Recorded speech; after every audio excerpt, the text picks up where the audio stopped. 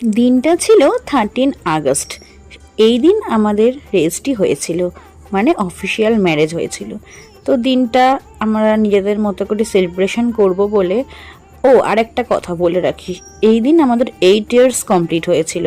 হ্যাঁ, দেখতে দেখতে 8 ইয়ার্স কমপ্লিট হয়ে গেছিলো। তো দুজন মিলে একটু নিজেদের মতো সময় কাটাতেই একটা কোজি ক্যাফে, এটা হলো সোদপুরে চাকনাওয়ালা, অনেকেই হয়তো গেছো, তো আমি ফার্স্ট টাইম গেলাম, আমার বেশ ভালো লেগেছে। ক্যাফের অ্যাম্বিয়েন্সটা শুধু দেখো কি ভালো। আমরা রুফটপে বসছিলাম, আমার এত কিউট লেগেছে ক্যাফেটা।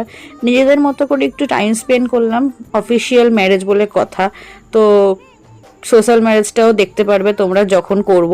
তো এখানে টুকটাক আমি একটু খাবার অর্ডার করলাম, নিজেদের মতো করে একটু সুখ দুঃখের গল্প করলাম, সময় কাটালাম।